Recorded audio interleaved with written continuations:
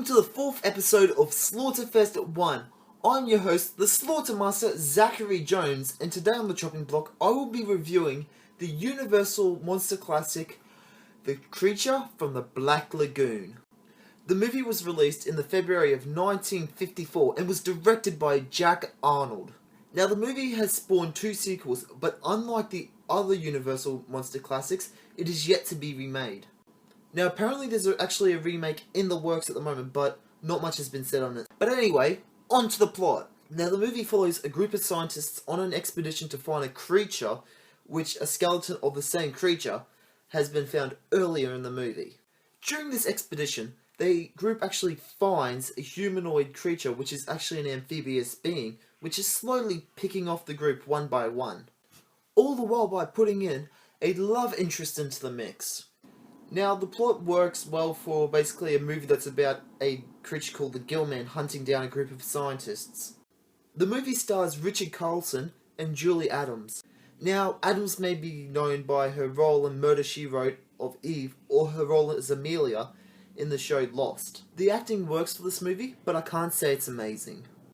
Now, for obvious reasons, they couldn't actually use CGI to make the monster, so they had to put actors, I say actors because there was actually 2 different actors who played the monster, into a suit to use for the monster. Ben Chapman donned the costume of the Gill-Man while the Gill-Man is on land, while Rico Browning played the creature while it was under the water. It is interesting to see how 2 actors, 2 completely different actors at that, could actually play the same creature, but still give a performance to make you think that it's the same person playing it. It's really well done, and it's obvious that both actors had to work together to make it work.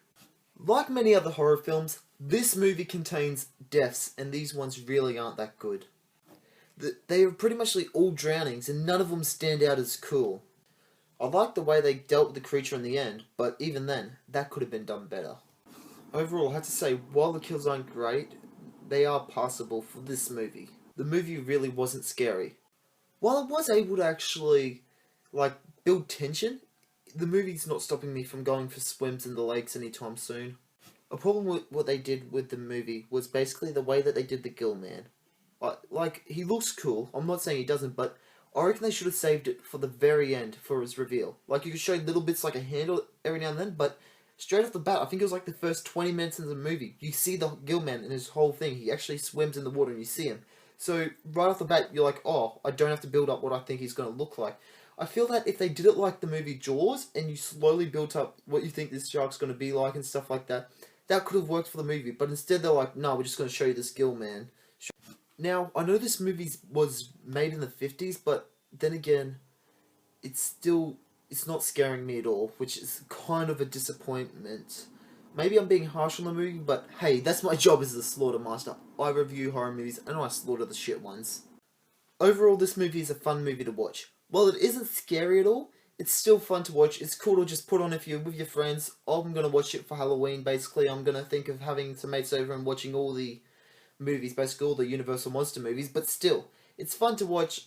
I think due to the fact that it's an older movie, it's not really able to scare you as much. I don't really feel it stands the test of time, but in saying that though, it's still a fun movie to watch, so I recommend it. Overall, I'm going to give it 7 out of 10 stabs, guys. Holy fuck, we're already halfway, man. This has been fun, guys.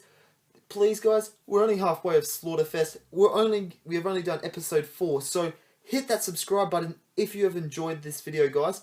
And I will be seeing you on the next episode of Slaughterfest. I'm your host, the Slaughtermaster, Zachary Jones. I review horror movies and I slaughter the shit ones.